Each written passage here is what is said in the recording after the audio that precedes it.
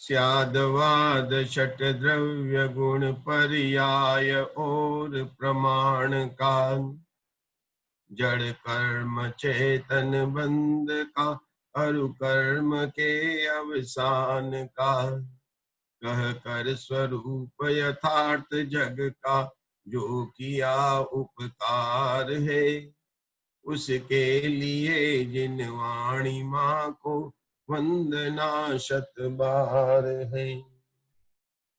तीन भुवन में सार वीतराग विज्ञानता, शिव स्वरूप शिवकार नमो त्रियोग समहारिके। पंडित दौलत राम जी विरचित छड़ाला शास्त्र की तीसरी ढाल के आधार से हमारी सम्यक दृष्टि के जो निशंकित आगे 8 अंग कहे हैं उनकी चर्चा आगे बढ़ रही है। छठा अंग का है जिसका नाम है स्थितिकरण अंग। स्थितिकरण अंग की रत्नकरण शावकाचार में आचार्य समंतभद्र ने जो परिभाषा दी है उसमें उन्होंने सम्यक दर्शन और सम्यक चारित्र से चलायमान होने पर जीवों को धर्म मार्ग में लाना, उनको स्थिर करना, इसको उन्होंने स्थितिकरण अंग कहा है। एक बात तो स्पष्ट है कि हम मोक्ष मार्ग में जो सम्यक दर्शन और सम्यक चारित्र दोनों का नाम लिया है, अर्थात श्रद्धा और चारित्र दोनों गुणों की अपेक्षा से बात की जा रही है। श्रद्धा की अपेक्षा से भी स्थितिकरण अंग और चारित्र की अपेक्षा से भी स्थितिकरण अंग, दोनों की बात समंतभद्र आचार्य ने, क्योंकि मोक्ष मार्ग में सम्यक दर्शन और सम्यक चारित्र यद्यपि ज्ञान होता है, लेकिन आचार्य समंतभद्र ने ज्ञान समाहित है उसके अंदर, लेकिन दर्शन और चारित्र लिया है क्योंकि हमने देखा था कि गुणस्थान में भी मोह और योग के निमित्त से जीव की तारतम्य रूप अवस्था को ही गुणस्थान कहते हैं। तो मोक्ष मार्ग में जितनी भी वृद्धि या विशुद्धि की बात होती है उसमें दर्शन मोहिनी और चारित्र मोहिनी तथा योग की ही मुख्य रूप से बात होती है। सम्यक दर्शन की प्राप्ति होने के बाद में जिस ज्ञान का नाम मिथ्या ज्ञान था वही ज्ञान सम्यक ज्ञान नाम पा लेता है। वास्तव में ज्ञान तो ज्ञान है, वह तो जानने देखने का ही काम करता है। श्रद्धा गुण का विपरीत परिणमन होता है तो उसी ज्ञान को मिथ्या ज्ञान कहते हैं, और उसका ही निर्मल परिणमन होने पर वही मिथ्या ज्ञान सम्यक ज्ञान नाम को पा लेता है। पुरुषार्थ सिद्धि उपाय में आचार्य अमृतचंद्र देव ने भी उसी लाइन में कहा कि जो धर्म से भ्रष्ट है उन्हें पुनः धर्म में स्थापित करना स्थितिकरण है। देखिए, अलग अलग आचार्यों ने अलग अलग विवक्षा से हमको समझाया है। 3 चीजें है। जो सम्यक दर्शन की प्राप्ति कर रहा है उसके भी स्थितिकरण अंग है, जिसने सम्यक दर्शन प्राप्त कर लिया है उसके स्थितिकरण अंग है, और वह प्राप्त जिसके सम्यक दर्शन हुआ है वह उस मार्ग से चलित नहीं हो जाए, वह स्थितिकरण अंग है। क्योंकि सम्यक दृष्टि के अगर हम चौथे गुणस्थान की अपेक्षा से बात करें तो श्रद्धा की अपेक्षा से स्थितिकरण अंग की मुख्यता की बात है, चारित्र की अपेक्षा से मुख्य अंग आगे के आगे गुणस्थान में है, क्योंकि सम्यक दृष्टि के चारित्र बाह्य चारित्र कहाँ है, वो तो अविरत सम्यक दृष्टि है। यद्यपि सम्यक दृष्टि के भी एक कषाय चौकड़ी के अभाव में स्वरूपाचरण अवश्य है, परंतु उस स्वरूपाचरण की संधि दर्शन मोहनी कर्म के विपरीत या निर्मल परिणमन की अपेक्षा से है। स्थितिकरण अंग में आचार्य कुंद देव ने बहुत ही स्पष्ट बात की, उमगम कच्छतम सगम पी मग्गे ठवेदि जो चेदा, उन मार्ग में मतलब धर्म मार्ग से हटकर जो चेदा मतलब जीव आत्मा पुनः मार्ग में स्थापित करता है, उस अपेक्षा से स्थितिकरण अंग की बात कर रहे हैं। लेकिन एक बहुत ही जो वजनदार बात की है कि स्व का स्थितिकरण, ऊपर का स्थितिकरण, दोनों की बात आचार्य कुंद भगवान कहते हैं। हम जब प्लेन से ट्रेवल करते हैं तो वहां पर भी ये देखिए कुछ इंस्ट्रक्शन दिए जाते हैं कि जब आपके हवाई जहाज के अंदर, प्लेन के अंदर हवा का, ऑक्सीजन की कमी हो जाए तो तुरंत पहले आप अपना ऑक्सीजन मास्क पहनिए और फिर आपके पास में जो आपका बालक है उसकी हेल्प कीजिए। मतलब पहले स्व का स्थितिकरण और फिर जो है पर का स्थितिकरण होता है। यह बात मुख्य है, क्योंकि स्व के स्थितिकरण अंग के बिना पर का स्थितिकरण अंग तो करुणा भाव में ही जाएगा। श्रद्धा गुण का स्थितिकरण किस अपेक्षा से हम समझे? आखिर में सम्यक दृष्टि धर्मात्मा वह कौन सी भेद ज्ञान की कला है जिससे वह अपने स्वरूप में स्थिरता करता है।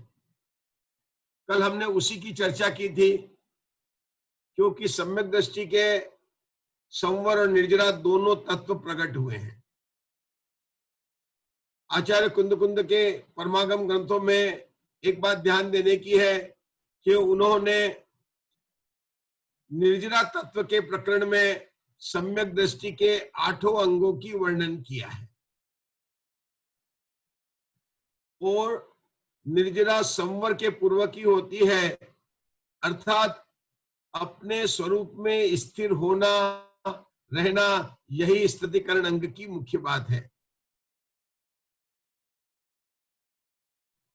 इस संबंधित कल हमने कुछ चर्चा प्रारंभ की थी, जिसमें कहा था कि एक वस्तु दूसरी वस्तु की नहीं है। वस्तुतः मतलब वास्तव में एक वस्तु दूसरी वस्तु की नहीं है, इसलिए दोनों में कोई परस्पर संबंध नहीं है। क्योंकि उन दोनों में कोई परस्पर संबंध नहीं है। अब यहां पर हम कौन सी वस्तु की बात कर रहे हैं? देखिए, आकाश द्रव्य को कोई अपना नहीं मानता है, काल द्रव्य को कोई अपना नहीं मानता है। यहां पर जो भेद ज्ञान के प्रकरण में ना एक वस्तु दूसरी वस्तु की नहीं है, तो भेद ज्ञान हमें किससे करना है? भेद ज्ञान करने में 3 मुख्य बोल है: भाव कर्म, द्रव्य कर्म और नो कर्म। भाव कर्म अर्थात क्रोधादि, द्रव्य कर्म अर्थात ज्ञानावर्णादि 8 कर्म, नो कर्म अर्थात शरीरादि 9 कर्म। शरीर और शरीर के संयोग से प्राप्त सारे जितने भी संयोग हैं वे सब इस 9 कर्म के अंदर आते हैं। एक वस्तु दूसरी वस्तु की नहीं है। अब द्रव्य कर्म से भिन्नता और नो कर्म से भिन्नता भी हमें भेद ज्ञान की प्रक्रिया में हमें धीरे धीरे भाषित होने लगती है। क्योंकि जब वैराग्य भावना को बाते हैं, 12 भावना को बाते हैं, तो जहां देह अपनी नहीं तहां न अपना कोई, जब ऐसा चिंतन करते हैं तो मन में बात आने लगती है कि ये शरीर, ये जो है हमारा कोई भी नहीं है। बहुत बार जब से हम दूसरी और तीसरी ढाल का स्वाध्याय कर रहे हैं, ये बात बार उठ रही है कि हम सच्चे मार्ग पर लगे हुए हैं, सच्चे देवशास्त्र गुरु की आराधना कर रहे हैं, फिर भी हमारे वो कौन सी सूक्ष्म भूल है जिसके कारण आज तक सम्यक दर्शन की प्राप्ति नहीं हुई है। देखिए, शरीर मेरा नहीं है, शरीर अचेतन है, शरीर में ज्ञान नहीं है, ये सब प्रारंभिक लेवल की जो भेद ज्ञान की बातें हैं, इनसे हम परिचित हो रहे हैं और परिचित होते जा रहे हैं। लेकिन बात है कहीं न कहीं सूक्ष्म भेद ज्ञान की, जहां पर कि हमारी कुछ भूल पड़ी हुई है, तो यहाँ पर उत्कृष्ट भेद ज्ञान की बात चल रही है, ताकि सूक्ष्म मिथ्यात्व का अंश भी हमारे अंदर नहीं रहे और हमें सम्यक दर्शन की प्राप्ति हो। वर्णादि मेरे नहीं है, गुणस्थान मेरे नहीं है, मागणा मेरे नहीं है, जीव समास मेरे नहीं है, ये सब बातें हम प्रारंभिक भेद ज्ञान के अंदर करते आए हैं। एक द्रव्य दूसरे द्रव्य का कर्ता नहीं है, हम किसी के भोक्ता नहीं है, एकत्व, ममत्व, कर्तृत्व, भोक्तृत्व, ये चार जब तक मिथ्या मान्यता नहीं जाती है तब तक भेद ज्ञान नहीं होता है।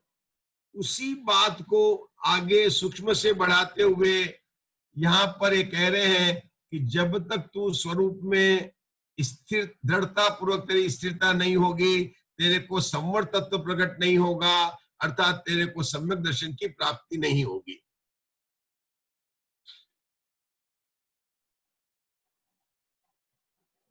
मुख्य बात है क्रोधादि कर्म मेरे नहीं है, मतलब मुझ में जीव आत्मा में क्रोध नहीं है और क्रोध में आत्मा नहीं है। मैंने दो ही बोल लिए अभी, क्योंकि शरीर आत्मा में नहीं है, आत्मा में शरीर नहीं है, ये बात तो हमें भाषित होती है।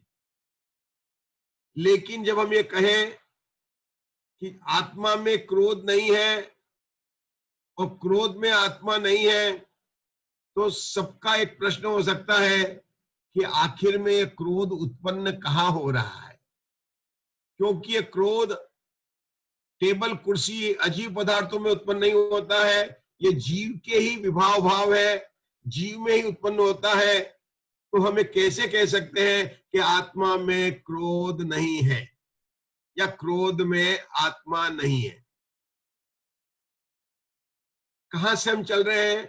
एक वस्तु दूसरी वस्तु की नहीं है, हमने एक वस्तु की जगह पर तीन वस्तु ली है। क्रोधादि भाव कर्म, 8 द्रव्य कर्म, ज्ञानावर्णादि द्रव्य कर्म, और तीसरा शरीरादि 9 कर्म।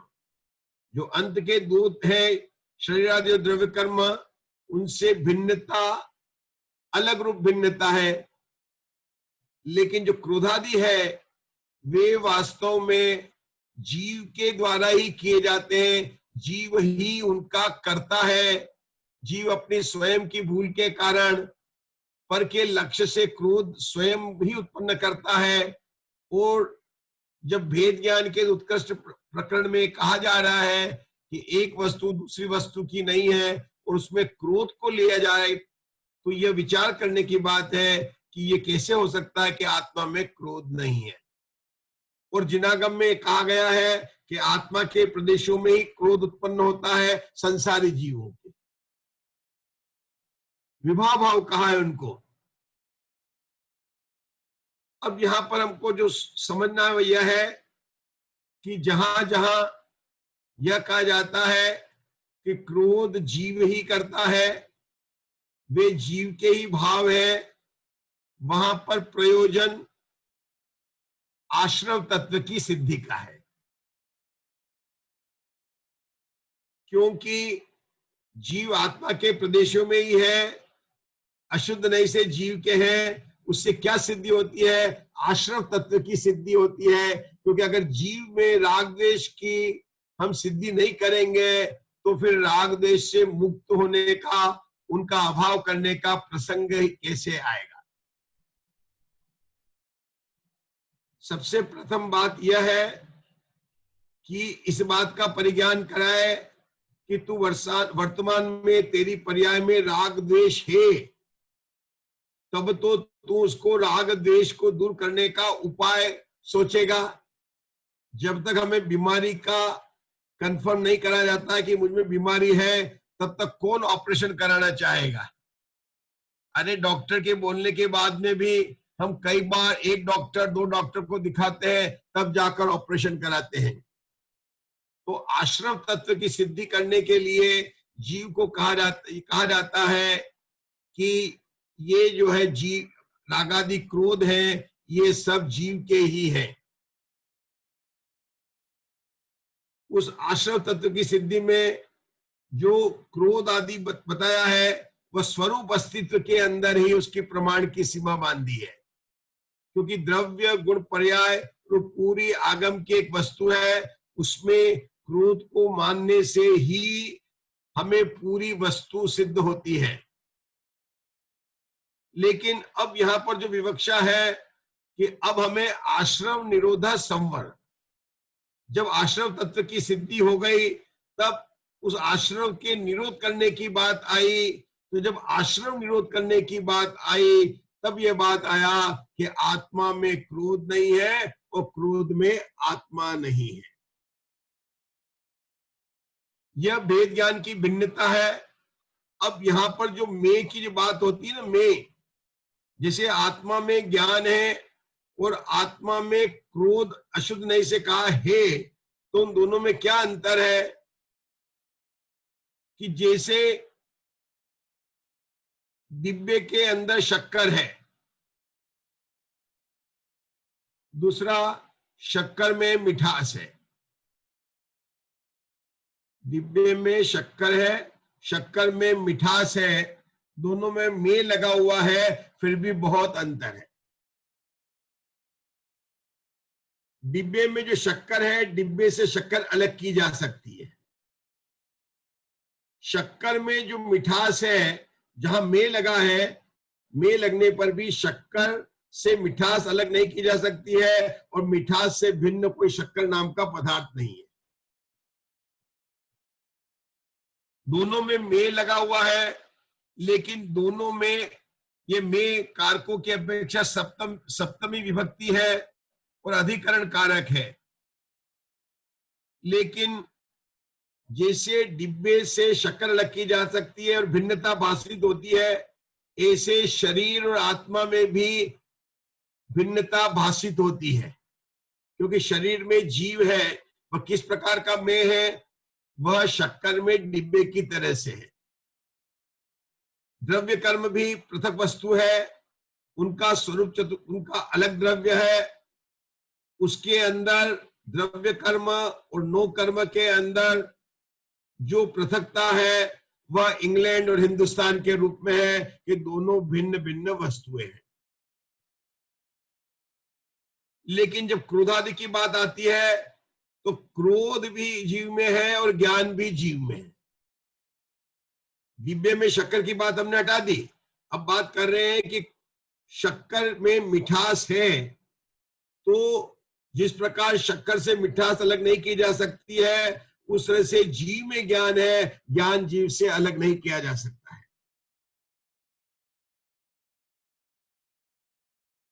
अब आपने उस शक्कर को डिब्बे से निकाला और उसकी चाशनी बनाई। जब चाशनी बनी, थोड़ा उसमें दूध डाल दिया तो उसमें तो उसका मेल अलग हो गया और जो शक्कर थी उसको उस पानी ने प्राप्त कर लिया। डिब्बे से शक्कर निकाली, शक्कर को पानी में घोलकर आपने गर्म किया और उसमें जो कुछ भी आप दूध वगैरह डाल, थोड़ा सा डाल के उसको, तो उसका मेल जो था वो निकल जाता है, चाशनी का ऊपर झाग के रूप में जो आ गया उसको आपने अलग कर दिया। अब वो मिठास रूप जो शक्कर थी उसको पानी में प्राप्त कर लिया है और जो अशुद्धि थी जो शक्कर के साथ में थी, शक्कर सफेद दिख रही थी, वह अशुद्धि क्रोधादि भाव के रूप में है। जिस तरह से शक्कर में मिठास है उसी तरह उस शक्कर के दाने के साथ में वो अशुद्धि भी थी। लेकिन उस अशुद्धि में और मिठास में क्या अंतर है कि मिठास उस शक्कर से अलग नहीं हुआ, वह पानी में जाकर मिल गया, लेकिन वह अशुद्धि दूर हो गई है। इसी तरह से क्रोधादि भाव जो जीव के अंदर है वे उस अशुद्धि के समान है जो जीव की पर्याय से अलग हो सकते हैं, लेकिन ज्ञान जीव से कभी भी अलग नहीं हो सकता है।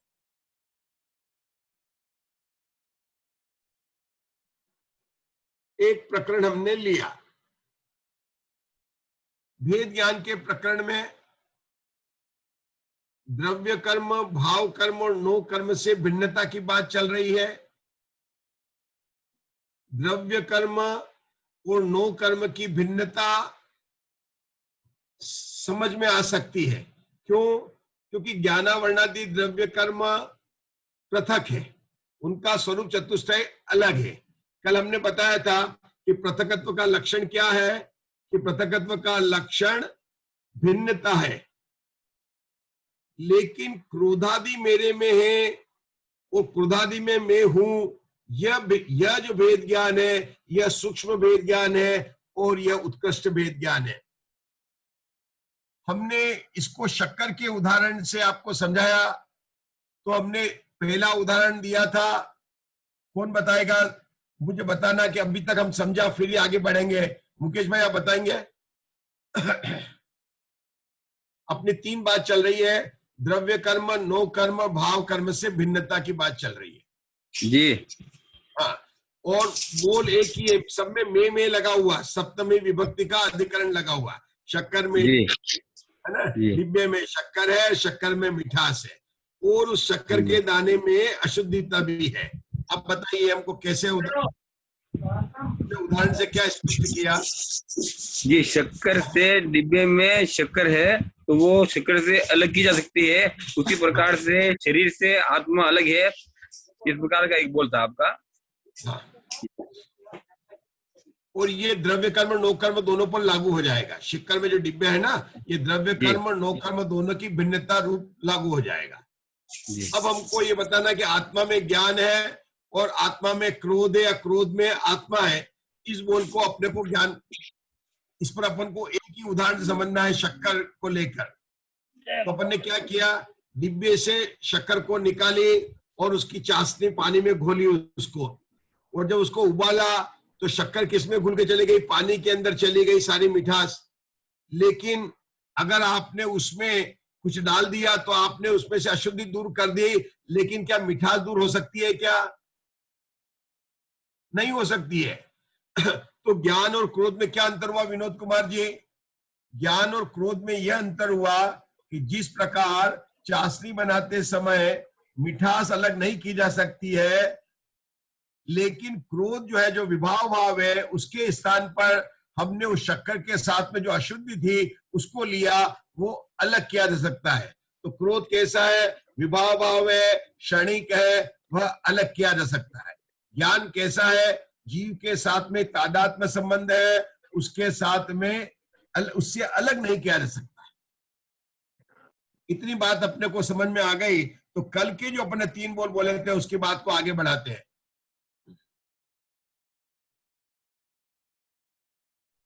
हमारी कल की जो बात चल रही थी, एक बार पुनः उसको पढ़ लेते हैं। ये देखिए, हाँ कांति भाई आपको दिख रहा है, वास्तव में एक वस्तु दूसरी वस्तु की नहीं है। आपको दिख रहा है कांति भाई? कोई बात नहीं, दिख रहा तो हाँ तो बोलिए। दिख रहा है। आप 3 लाइन पढ़िए।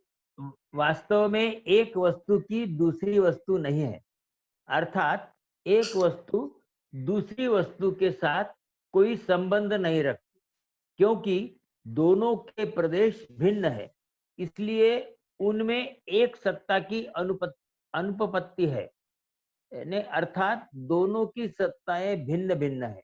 और इस प्रकार जबकि एक वस्तु की दूसरी वस्तु नहीं है, तब उनमें परस्पर आधार ध्येय संबंध भी है ही नहीं। इसलिए प्रत्येक वस्तु का अपने स्वरूप में प्रतिष्ठा रूप दृढ़ता पूर्वक रहने का ही आधार ध्येय संबंध है। इसलिए ज्ञान जो कि जानन क्रिया रूप अपने स्वरूप में प्रतिष्ठित है, वह जानन क्रिया का ज्ञान से अभिन्नत्व होने से ज्ञान में ही है। रुकेंगे। कल अपन ने 3 बोल बोले थे, उसके बाद में आज एक लाइन और पढ़ी है। पहला बोल फिर से मैं रिपीट करता हूं, एक वस्तु दूसरी वस्तु की नहीं है, क्योंकि एक वस्तु का दूसरी वस्तु के साथ में कोई संबंध नहीं है। इस बोल में मुकेश भाई हमने समय सार की 47 शक्ति, संबंध शक्ति को याद किया था कि किसी भी वस्तु का पर के साथ में कोई संबंध नहीं होता है, संबंध होता है तो स्वस्वामित्व संबंध होता है।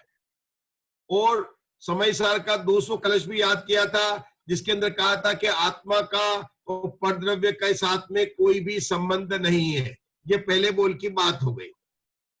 दूसरे बोल में जब कहा था कि वास्तव में एक वस्तु दूसरी वस्तु की नहीं है, तो उसका कारण बताते, क्योंकि दोनों के प्रदेश भिन्न है, इसलिए उनकी एक सत्ता की अनुपपत्ति है, अर्थात दोनों की सत्ताएं भिन्न भिन्न है। यहाँ पर हमने हिंदुस्तान और इंग्लैंड को याद किया था। हिंदुस्तान और इंग्लैंड दोनों पृथक पृथक देश है, दोनों की सत्ताएं भिन्न भिन्न है, उनका लक्षण है पृथकत्व। इसी संबंध में हमने प्रवचन सार की 106 गाथा का उदाहरण दिया था कि जहां कहा था पृथकत्व रूपी जो भिन्नता है वह इंग्लैंड और हिंदुस्तान के बीच में है। लेकिन जैसे एक घर के अंदर ये बेडरूम है, ये ड्राइंग रूम है, ये रीडिंग रूम है, ये जो अन्य अन्य रूप है भिन्न है, यह अतद भाव रूप भिन्नता है, ये अन्य है, जिसको हमने अंग्रेजी में डिफरेंट और सेपरेट कहा था। जो पृथकत्व है वह हिंदुस्तान और इंग्लैंड की तरह सेपरेट कंट्री है, और जो बेडरूम और रीडिंग रूम है वह अन्य रूप है, वह अतद भाव रूप भिन्नता है। तीसरी बॉल में आता कि इस तरह से जब दोनों वस्तु एक नहीं है तो उन दोनों में परस्पर आधार आदेश संबंध नहीं है। यहां पर बात चल रही है अधिकरण कारक की, कि आधार हो अधिकरण, अधिकरण कारक की इसके आधार। हमने व्यवहार में अधिकरण कारक को समझने के लिए टेबल के ऊपर जिनवाणी विराजमान है, तो जो टेबल है वह जिनवाणी पुस्तक का आधार है। इस प्रकार से आधार आदेश संबंध वास्तव में पारमार्थिक रूप से एक वस्तु का दूसरी वस्तु के रूप में होता नहीं है। उदाहरण में समझाया था, लेकिन वो पारमार्थिक संबंध नहीं है। दो वस्तु के बीच में परस्पर आधार आदेश संबंध नहीं है। जो आधार आदेश संबंध होता है वह एक ही वस्तु के अंदर होता है, और वह कैसे होता है वह बात मुख्य है कि प्रत्येक वस्तु अपने स्वरूप में प्रतिष्ठा रूप, दृढ़ता पूर्वक रहने रूप ही आधार आदेश संबंध है। मतलब अब मेरी वस्तु कौन सी है? द्रव्य और पर्याय स्वरूप। अब पर्याय में मैं कौन हूं? मैं जानने देखने वाला हूं। उस जानने देखने वाले की क्रिया का नाम दिया जानन क्रिया। अब आत्मा का स्वभाव क्या है? आत्मा का स्वभाव है ज्ञान स्वभाव। आत्मा का स्वरूप क्या है? ज्ञान स्वरूप है। अब ज्ञान, यहां पर जो ज्ञान अर्थात आत्मा दोनों को अभेद करके किया है। आत्मा जो कि जानन क्रिया रूप अपने स्वरूप में प्रतिष्ठित है। देखो ये शब्द बहुत आपको कठिन लग रहा होगा, लेकिन इसको उदाहरण देता हूं। जैसे एक पिता है और एक पुत्र है। हम कहते हैं कि पिता पुत्र का आधार है, क्योंकि जब तक पुत्र छोटा है ना तो पिता ही उसका पालन पोषण करता है। लेकिन यहां पर कह रहे हैं कि द्रव्य ज्ञान अर्थात आत्मा वह आधार नहीं है, जानन क्रिया जो पर्याय है वह आधार है। हम क्या समझते हैं? द्रव्य आधार है और पर्याय आधे है। यहां पर जो पर्याय जानन क्रिया रूप पर्याय है, ज्ञान की पर्याय है, उसको कहा जा रहा आधार, और द्रव्य को कहा जा रहा आधे। उसका कारण क्या है कि एक पुरुष है, वह पिता नाम कब पाता है? कि जब उसके पुत्र होता है। तो पुत्र ही उस पुरुष की पहचान कराता है कि यह पिता है। जब तक पुत्र नहीं होगा तब तक उसकी पिता के रूप में पहचान नहीं हो सकती है। उसकी भाई के रूप में, बेटे के रूप में, अंकल के रूप में हो सकती है। लेकिन अगर उसको कहा यह पिता है तो उसको पुत्र ही होगा। तो पुत्र पिता की पहचान कराता है। क्योंकि पुत्र से पिता का ज्ञान होता है, इसलिए पुत्र को कहा आधार और पिता को कहा आधे। क्योंकि इससे, इसी तरह से ये जानन क्रिया से ही आत्मा जानने में आता है, इसलिए जानन क्रिया को आधार कहा और आत्मा को आधे कहा। सूक्ष्म बात चलती है, मैं पुनः आपके सामने प्रस्तुत हो गया। बात चल रही है आधार आधेय संबंध की। किसकी बात चल रही है? आधार आदेश संबंध की, सूक्ष्म भेद ज्ञान का प्रकरण है। तो बात तो सूक्ष्म है और सूक्ष्म बात को थोड़ी सी अपने को एकाग्रता समझनी पड़ेगी, नहीं तो ये जो प्रकरण मैंने लिया आचार्य कुंद भगवान का स्थितिकरण अंग में, यह बहुत सूक्ष्म है। यहां पर 3 बोल हमने अच्छी तरह से याद कर लिए। एक वस्तु दूसरी वस्तु की नहीं है, एक वस्तु दूसरी वस्तु की नहीं है क्योंकि दोनों में परस्पर संबंध नहीं होता। दूसरा बोल लिया था, एक वस्तु दूसरी वस्तु की नहीं है क्योंकि उनके प्रदेश भिन्न है और इसलिए उनकी एक सत्ता की एक सत्ता उपलब्ध नहीं होती है, दोनों की भिन्न भिन्न सत्ता उपलब्ध होती है। तीसरी बात हुई थी, जब एक वस्तु दूसरी वस्तु की नहीं है तब उनमें परस्पर आधार आदेश संबंध नहीं होता है। ये जो परस्पर आधार आदेश संबंध है उसके आधार पर अपने को आगे की चर्चा बढ़ानी है। आधार और आदेश संबंध कब लगता है? अधिकरण कारक में। कर्ता जैसे ना, कर्ता कारक, कर्म कारक, करण कारक, संप्रदान, अपादान, अधिकरण। तो अधिकरण कारक पे सप्तमी विभक्ति होती है में। भेद ज्ञान क्या करा रहे हैं? आत्मा में ज्ञान है, ज्ञान में आत्मा है, लेकिन आत्मा में क्रोध नहीं है, क्रोध में आत्मा नहीं है। हम इन बोलों को अलग ढंग से भी बोल सकते, जो बोलते हैं आचार्य ने बोला है कि देखो भाई, ज्ञान तो आत्मा का लक्षण है और जानन क्रिया में जानना देखना दोनों आ गया है, तो हम कह सकते हैं उपयोग जीव का लक्षण है। तो उपयोग में उपयोग है, उपयोग में क्रोध नहीं है, क्रोध में उपयोग नहीं है, क्रोध में क्रोध है। ये जो 4 बोल है, ये 4 बोल स्वरूप प्रतिष्ठा करने में बहुत ही महत्वकारी बोल है। कौन से 4 बोल है? उपयोग में उपयोग है, उपयोग में क्रोध नहीं है, क्रोध में उपयोग नहीं है, क्रोध में क्रोध है। अब यहाँ कहा ना डिब्बे में डिब्बा, ऐसी बात। हाँ बोलिए, एक बार फिर से ये 4 बोल एक बार फिर से रिपीट कीजिए ना। हाँ बोलिए। उपयोग में उपयोग है, हाँ। क्रोधादि में उपयोग, हाँ उपयोग में उपयोग है, क्रोधादि में उपयोग नहीं है,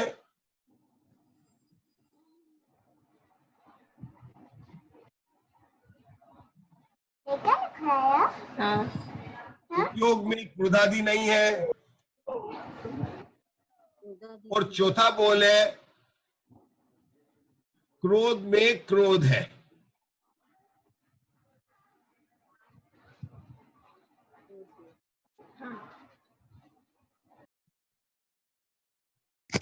उपयोग में उपयोग है, क्रोध में उपयोग नहीं है, उपयोग में क्रोधादि नहीं है, क्रोध में क्रोध है। बस ये 4 बोल, क्योंकि हमें क्रोध से भेद ज्ञान करना सूक्ष्म है। मैं ये कहूंगा कि शरीर नहीं है, नो कर्म नहीं, ये बात तो हम लोग समझ रहे थे। ये 4 बोल है। इन 4 बोलों की जो विवेचना हम करेंगे उसमें आधार आदेश संबंध को लेकर करेंगे, और इस आधार आदेश संबंध से क्या करेंगे? कल बताया था अपन ने, स्वरूप प्रतिष्ठा। स्वरूप प्रतिष्ठा का अर्थ क्या करना है? यहाँ पर दृढ़ता पूर्वक अपने स्वरूप में रहना, यही स्वरूप की प्रतिष्ठा है। स्वरूप प्रतिष्ठा अर्थात क्या है? दृढ़ता रूप अपने स्वरूप में रहना, यही स्वरूप की प्रतिष्ठा है। बात कहां से निकले? स्थितिकरण। सम्यक दृष्टि ने अपना स्थितिकरण कैसे किया कि अपने स्वरूप का उसको दृढ़ता पूर्वक ज्ञान है, क्योंकि जिसके 8 अंग प्रकट हुए उसके संवर तत्व प्रकट हुआ है, और ये संवर तत्व का उत्कृष्ट भेद ज्ञान का प्रकरण है। ये जो हम आपको बात कर रहे हैं संवर तत्व का उत्कृष्ट भेद ज्ञान है।